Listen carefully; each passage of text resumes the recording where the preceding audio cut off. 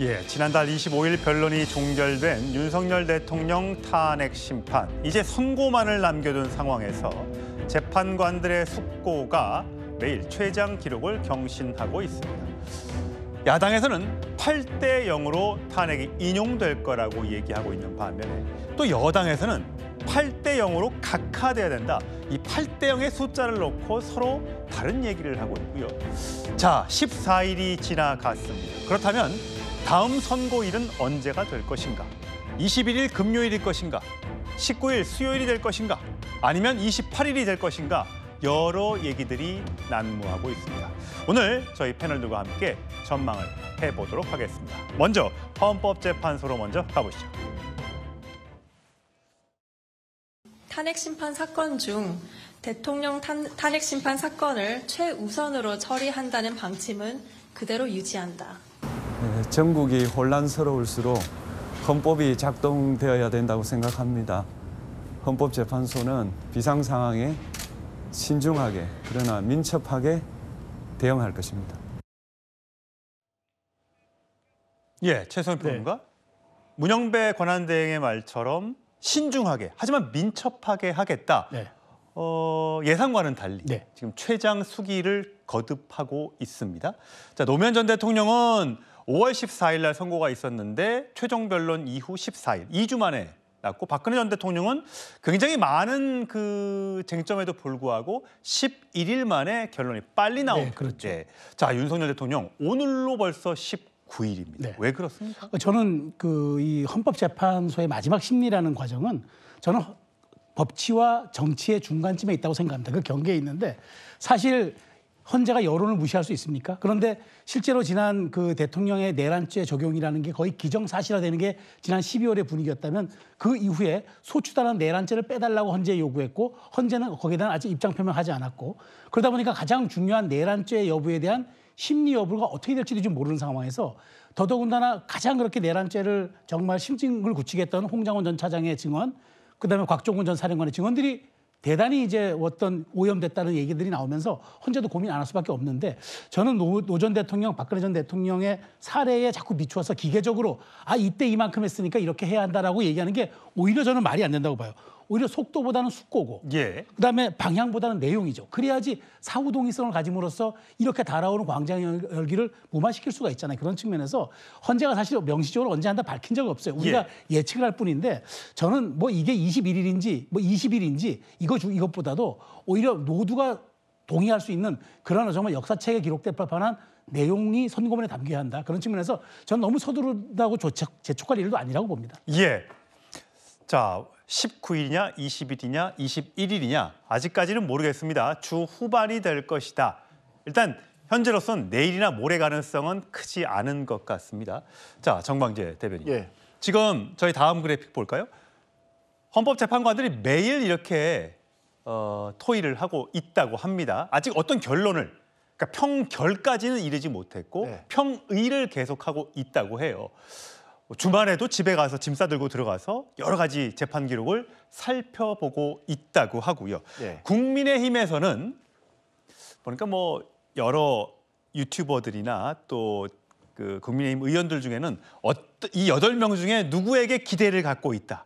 뭐 그런 말들도 하던데 사실 다 이 8명의 헌법기관들이 다 절차적으로 문제가 없게 법에 의해서 판단할 테니까 뭐 그런 건 논외로 하고요. 자, 이렇게 오래 걸리는 거 지금 5개 쟁점이 있다고 하는데 거기에 대한 왜 결론이 안 나고 있다고 보세요? 일단 평의가 마무리돼야 평결 절차로 가는데 매일 평의를 하고 있음에도 불구하고 평결을 하지 못하고 평결을 통해서 선고기일을 지정하는데 선고기일이 애초 지난주면은 잡히지 않을까 예상한 분들이 많았습니다만 지금 그렇지 못하고 있죠. 그렇다면 원인은 분명하게 유추해 볼 수 있는 거죠.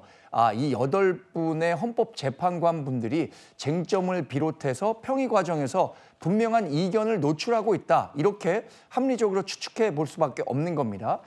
그러면 이 평의 과정에서 뭐 어떤 결론을 낼지 계속해서 진행이 되고 있다는 얘기인데 최소영 평론가님 얘기하신 것처럼 이렇게 평의에서 일정 방향으로 하나의 그 일치된 의견을 찾지 못하고 있다면 저는 그 일치된 의견을 만들어가는 과정이 조금 길더라도 만장일치의 의견이 나올 수 있도록 노력해야 한다고 생각합니다.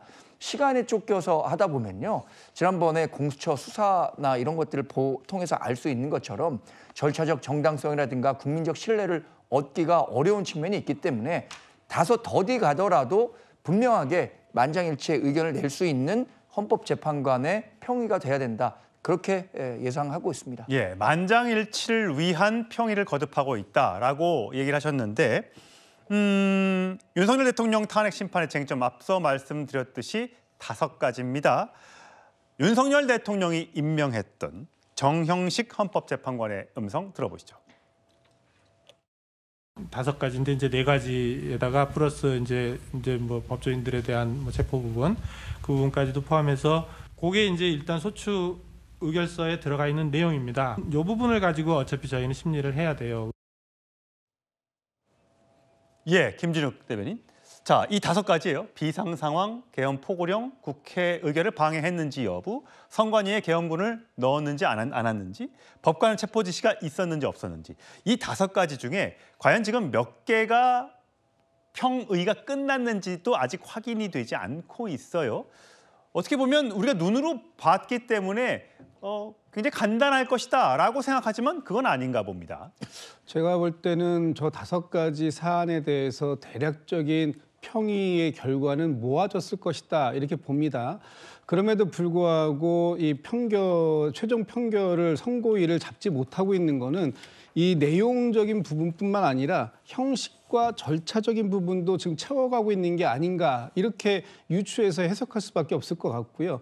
아까 제일 처음에 우리가 들었을 때 헌법재판소에서 이 가장 모든 어떠한 것보다 이 윤석열 대통령의 탄핵 심판을 최우선으로 하겠다 그런 입장은 변함이 없다라는 부분들은 계속해서 밝혀왔는데 예. 그럼에도 불구하고 지난주에 이 최재해 감사원장에 대한 부분 또 그 검찰 3인에 대한 이 탄핵 심판까지 일사천리로 지금 다 그 선고를 내렸거든요. 예. 그러면 지금 일부에서 주장하는 것처럼 선입 선출 먼저 이 헌법재판소의 심리가 들어온 것들을 우선적으로 처리해야 되는 거 아니냐라는 주장 이런 주장도 상당 부분 해소를 시켜준 거예요. 예. 그 이후에 지금 남은 게 윤석열 대통령이 8번째인데 그 앞에 박성재 법무부 장관 여기는 이제 내일 모레 변론을 하죠? 예, 18일 날 변론 기일이 잡혀 있고 7번째가 조지호 경찰청장인데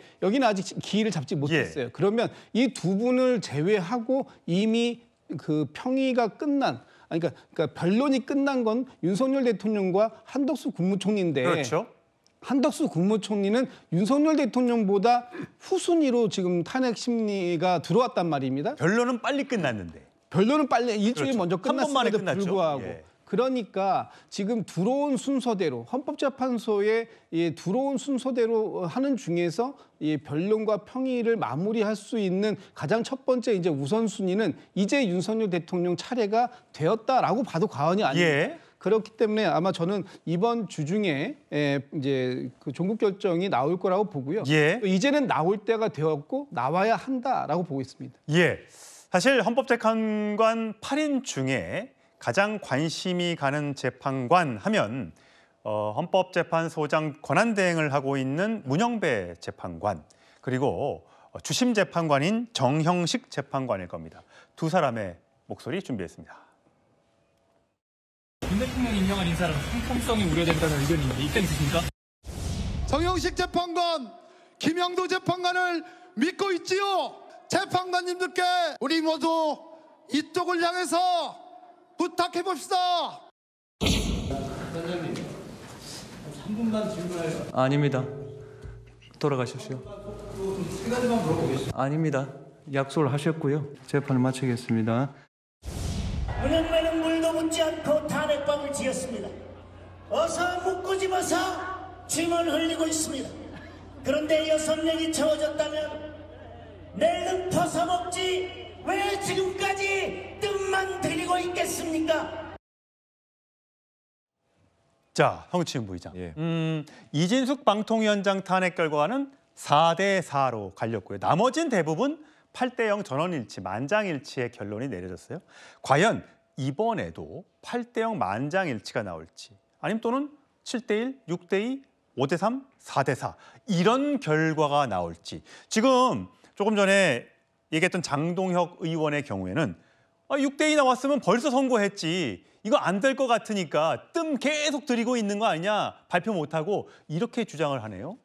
저는 8대 0이 이미 정해졌다고 보고요. 지금 헌법재판관들의 평의가 길어지는 이유는 방향에 대한 문제가 아니라 내용 때문이다라고 저는 생각하고 있습니다. 왜냐면은 이거 아까 말씀하셨던 5가지 쟁점에 대해서 헌법과 법률의 위반이라는 것은 너무 명백하다는 것이 이미 드러나 있고, 그것이 파면에 이를 정도로 중대한 위반인가? 저는 이건 역시 이견은 없을 거라고 봅니다. 다만 이것이 헌법과 법률의 위반이라는 증거, 그리고 중대하다는 증거, 이것에 대해서 어느 것을 넣고 어느 것을 뺄지, 이거에 대한 전 쟁점이나 이런 논쟁이 계속 있을 거라고 봐요. 왜냐하면 지금 윤석열 대통령 변호인 측과 국민의힘 측에서 계속해서 주장하는 것이 뭐 곽종근 전 사령관이나 홍장원 전 차장의 그 증언이 오염됐다라고 주장을 하는데, 그거를 그 오염됐다고 주장하는 증언들을 어떻게 넣을 것인가 말 것인가. 저는 근데 그 증언들이 빠지더라도 충분히 그 관련된 것들을 인용할 만한 내용들이 있다고 봅니다. 예를 들면 곽종근 전 사령관의 발언은 굳이 곽종근 전 사령관의 증언을 넣지 않더라도 곽종근 전 사령관들의 부하들이 다 들었습니다. 그렇기 때문에 곽종근 사령관이 계속 얘기하는 게, 나는 거짓말할 수가 없다. 왜? 내 부하들이 내가 한 말을 다 들었기 때문이다라고 얘기를 했었죠. 그리고 홍장원 전 차장도 마찬가지입니다. 홍장원 전 차장의 혹시나 그 뭐 메모나 이런 것들이 혹시 증거로서 탄핵된다 하더라도 이미 조지호 경찰청장이나 방첩사에 있었던 김대우 수사단장이나 이런 사람들을 통해서 명단이 이미 확인이 됐기 때문에 그런 사람들의 발언, 이 증거가 채택되느냐 안 되느냐는 저는 탄핵을 파면하는, 대통령을 파면하는 데는 큰 역할을 하지 않을 거라고 봐요. 다만 지금 8명의 재판관 중에서는 야, 이거 오염되지 않았어, 아니면은 이것도 넣어도 돼, 아니면 이건 빼야 된다, 전 이거에서 쟁점이 생긴 거라고 보기 때문에 8명 전원일치에는 전혀 문제가 없을 거라고 보고 있습니다. 예. 자, 8대 0의 결과가 나올 것인지, 아니면 별도의 의견이 붙어서 다른 숫자의 평결이 나올지 관심이 쏠립니다.